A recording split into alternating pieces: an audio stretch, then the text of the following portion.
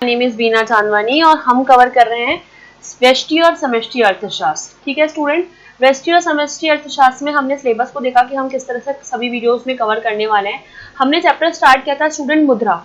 मुद्रा में हमने मुद्रा के अर्थ में सबसे पहले हमने वस्तु विनिमय प्रणाली को समझा कि वस्तु विनिमय प्रणाली क्या होती है। जब वस्तुओं के बदले में वस्तुओं का ही आदान प्रदान होता है तो वस्तु विनिमय प्रणाली होती है। और फिर वस्तु विनिमय प्रणाली में कौन कौन सी कठिनाइयां आ रही थी उसको हमने समझा कि दोहरे संयोग की कठिनाई, वस्तुओं के मूल्य मापने में कठिनाई, भावी बचत संभव नहीं हो पा रही थी वस्तु विनिमय प्रणाली में, वस्तुओं को हम अविभाज्य यानी टुकड़े नहीं कर पा रहे थे और उधार लेके में रखने में कठिनाई आ रही थी। ये सभी कठिनाइयां होने के बाद हमारी क्या हुई, इसके बाद ये सारी कठिनाइयां हमने कंप्लीट की। एक मैं आपको फोटोज दिखाना चाहती हूँ। हमने एक पॉइंट पढ़ा था दोहरे संयोग का अभाव।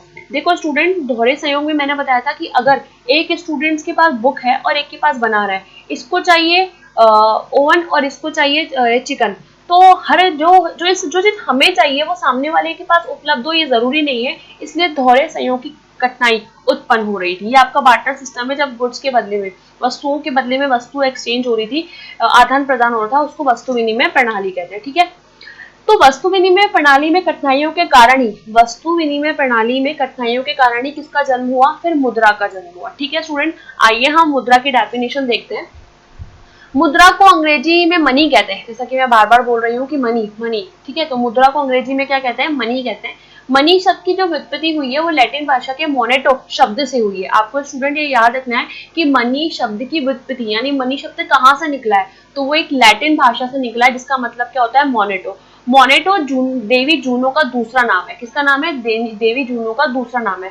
प्राचीन राम में देवी जूनो को स्वर्ग की रानी से संबोधित किया जाता था। उनका ये विचार था कि देवी जूनो स्वर्ग का आनंद लेने वाली देवी है। ठीक उसी प्रकार जो ये बताया गया है कि बस मनी शब्द की उत्पत्ति लैटिन भाषा से हुई है, इसका मतलब क्या है, मोनेटा है, और मोनेटा से मतलब क्या होता है, देवी जूनो का दूसरा नाम है। आपको सिर्फ इतना सा याद रखना है। और फिर इसके बाद अलग अलग अर्थशास्त्रियों ने अलग अलग परिभाषाएं दी है, उसको हम देखते हैं। इसमें आपको सिर्फ ये देखना है कि मुद्रा की व्युत्पत्ति कैसे हुई है और उसका अर्थ क्या है। ठीक है स्टूडेंट, अब अर्थ में सबसे पहले विदर्स के अकॉर्डिंग मुद्रा वह सामग्री है जिससे हम वस्तुओं का क्रय विक्रय करते हैं। आपको पता है, अगर किसी शॉप पर, अगर किसी दुकान पर आप कुछ परचेज करने के लिए, कुछ क्रय करने के लिए गए, तो आप उसको मुद्रा देंगे और उसके बदले में उसको आपको क्या देगा, कोई वस्तु देगा। तो मुद्रा वह सामग्री है स्टूडेंट जिससे हम वस्तुओं का क्रय विक्रय करते हैं अकॉर्डिंग टू विदर्स। यानी विदर्स, हार्टले विदर्स क्या बोलते हैं, मुद्रा वह सामग्री है जिससे हम वस्तुओं का क्रय विक्रय करते हैं।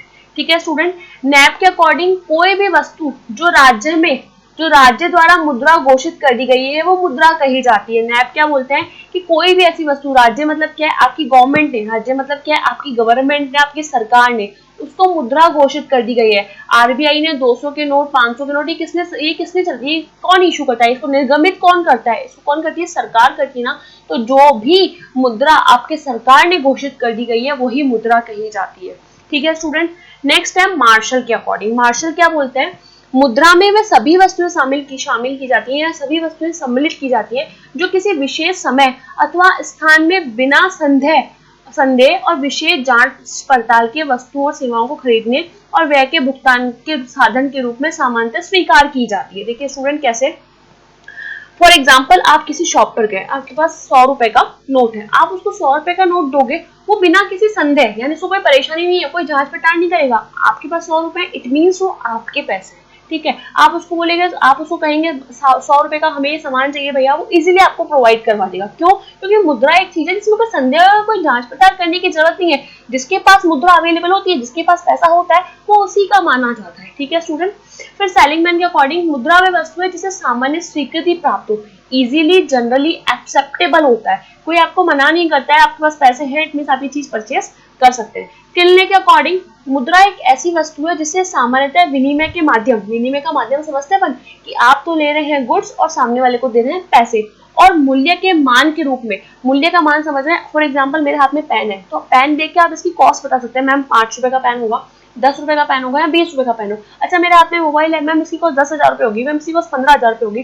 तो किसी भी चीज की वर्थ, जो मूल्य का मान है ना, वो आप देख के मुद्रा से पता लगा सकते हैं। आप किसी भी इंसान, आप शॉपिंग करने जाते हैं, किसी मार्केट में जाते हैं, अच्छा ये 2000 का लग ही नहीं रहा, क्योंकि हम उस चीज को बता सकते हैं, देखिए कि इस वस्तु की इतनी वर्थ ही नहीं है। ठीक है, तो मुद्रा एक ऐसी वस्तु है जो एक विनिमय का माध्यम भी होता है और मूल्य के मान के रूप में भी स्वीकारा एवं प्रयोग किया जाता है। आई होप आपको ये डेफिनेशन सारी समझ में आई होगी। उपयुक्त परिभाषाओं का अध्ययन करने के पश्चात सारी ही परिभाषाओं को देखने के बाद हम मुद्रा को दो महत्वपूर्ण गुणों को मान सकते हैं। पहला तो सामान्य स्वीकृति, यानी इजीली एक्सेप्टेबल होता है, कोई मना नहीं करता, और वैधानिकता। वैधानिकता मतलब क्या होता है, आपकी गवर्नमेंट ने, राज्य ने उसको घोषित कर दिया है कि अब आपकी मुद्राएं हैं। इसी प्रकार मुद्रा की सर्वमान्य परिभाषाएं इस प्रकार से परिभाषित की गई है। दो मेन फीचर्स होते हैं मुद्रा के, एक तो generally acceptable and second is legality. Legality का मतलब होता है वैधानिकता उसको मिली गई हो। ठीक है स्टूडेंट, एक डेफिनेशन और देखते हैं हम लोग, ये निष्कर्ष वाली डेफिनेशन है। मुद्रा एक ऐसी वस्तु है जो विनिमय का माध्यम है। विनिमय का माध्यम आपने समझा, विनिमय का मतलब क्या है, गुड्स दो, पैसे दो, गुड्स दो। मूल्य का मापक, यानी आप उसका मतलब क्या निकाल सकते हो, उसका सारा का सारा उसकी वर्ष से निकाल सकते हो। भुगतानों के मान, स्थापित भुगतानों के मान मतलब होता है फ्यूचर में पेमेंट कर सकते हो मुद्रा के लिए। संचय कर सकते हो मूल्यों के रूप में मुद्रा को संचय। फॉर एग्जाम्पल, आप लोगों ने मेरे से मोबाइल लिया और आपने मुझे 15,000 रुपए दिए। अब मैंने इस 15,000 को अपने पास संचय करके रख लिए ना। अभी 15,000 आज भी 15,000 रहेंगे, 10 साल बाद भी 15,000 रहेंगे और 20 साल में 15,000 रहेंगे। उस 15,000 को मैं सेव करके रख सकती हूँ ना, स्टोर संचय करके रख सकती हूँ ना। तो बस मुद्रा के चार, विनिमय का माध्यम है, मूल्य का मापक है, फ्यूचर में पेमेंट कर सकते हो, उस मूल्य को आप संचय करके रख सकते हो, और स्वतंत्र, विस्तृत एवं सामान्य रूप से लोगों द्वारा स्वीकारी जा सकती है। यानी कोई भी जो भी आपको मुद्रा देगा, पैसे के लिए कोई भी मना नहीं करता है। आई होप आपको डेफिनेशन अच्छे समझ में आई होगी। फिर देखिए स्टूडेंट, भारतीय रिजर्व बैंक अर्थव्यवस्था में भारतीय रिजर्व बैंक ने क्या किया है, जो आपकी आरबीआई बैंक है, जो नोटों का निर्गमन करती है। आगे नेक्स्ट चैप्टर में हम आरबीआई वाला चैप्टर कंप्लीट करेंगे स्टूडेंट। उसने क्या किया है कि मुद्रा की पूर्ति के लिए, यानी मनी सप्लाई के लिए बहुत सारे विकल्प बताए कि कैसे कैसे मनी होती है। ठीक है, एक है M1, M2, M3, M4। ये 1 2 3 आपको विजिबल नहीं हो रहा होगा, नेक्स्ट स्लाइड में मैंने अच्छे से बस समझाया है, उसको देखते हैं। पहले हम इसका देख लेते हैं ये क्या है। M1 क्या है, M1 में C plus DD plus OD। अब मैम ये C plus DD plus OD क्या है? C मतलब होता है जितनी भी लोगों के पास करेंसी रखी हुई है, नोट के रूप में और सिक्कों के रूप में। C का मतलब क्या है, लोगों के पास जितनी भी करेंसी रखी गई है, नोटों के रूप में और सिक्कों के रूप में। ठीक है स्टूडेंट, DD मतलब क्या होता है, मांग जमाए व्यापारिक एवं सहकारी बैंकों के पास। DD का मतलब क्या होता है, जितने भी डिमांड डिपॉजिट, जो चेक वगैरह होते हैं ना स्टूडेंट, व्यापारिक बैंकों के पास और सहकारी यानी कोऑपरेटिव बैंकों के पास। मैं आपको सब बताऊंगी व्यापारिक बैंक कौन से होते हैं, सहकारी बैंक कौन से होता है, लेकिन उन लोगों के पास जितना भी डिपॉजिट्स पड़ा हुआ है वो क्या होता है, आपका DD। एंड OD होता है जो रिजर्व बैंक के पास जमाए पड़ी है। देखो M1 में क्या कैलकुलेट होता है, C plus DD plus OD।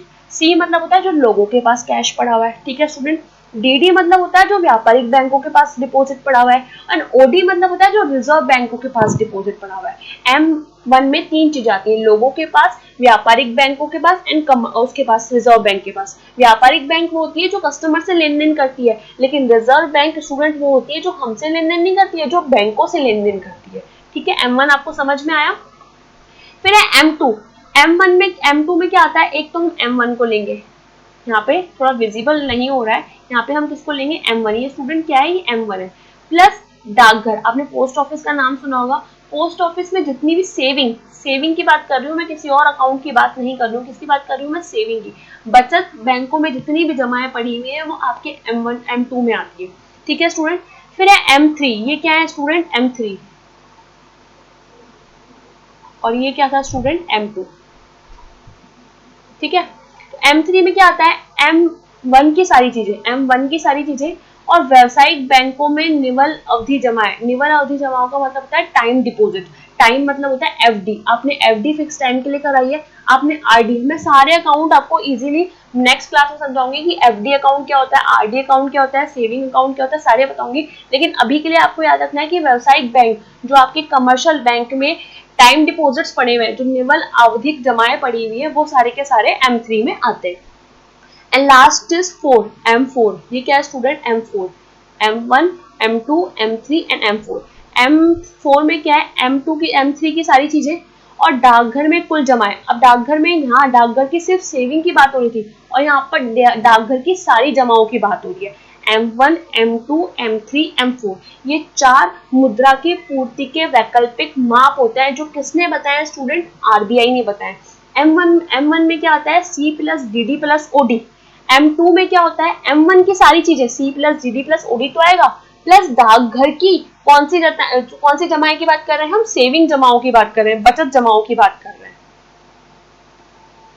M3 में M1 की सारी चीजें आएंगी, लेकिन व्यावसायिक बैंक के टाइम डिपॉजिट की बात कर रहे हैं। एंड M4 में M3 की सारी चीजें और डाकघर की कुल जमाओं की बात कर रहे हैं। आई होप आपको ये सारी चीज समझ में आई होगी। एक बार हम डेफिनेशन देख लेते हैं फटाफट से।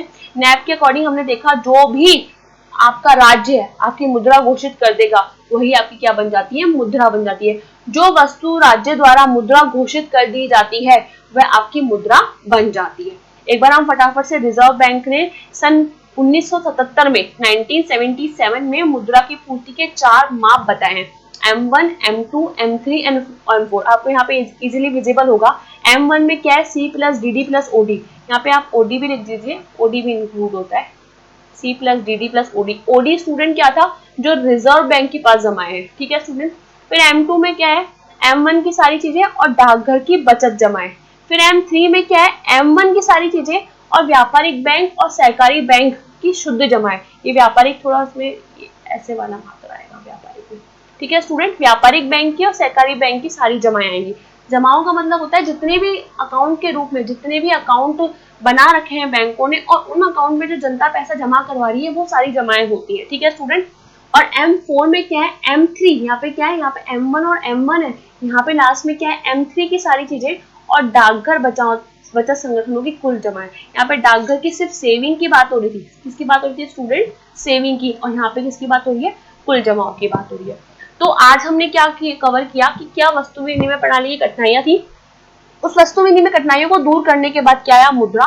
मुद्रा का अर्थ हमने देखा और हमारे रिजर्व बैंक ऑफ इंडिया ने मुद्रा की पूर्ति के लिए कौन कौन से माप बताए वो सारे हमने देखे। देखिए जब स्टूडेंट हम किसी लॉन्ग आंसर को लिखते हैं, अति लघुत्रात्मक या लघुत्रात्मक उत्तरों को लिखते हैं, तो सिर्फ हम एक लाइन में नहीं बता सकते कि हमें मुद्रा क्या होता है, उसके लिए अलग अलग ऑथर्स की डेफिनेशन देनी पड़ती है। तो आपको सारे ऑथर्स की डेफिनेशन याद करनी होगी।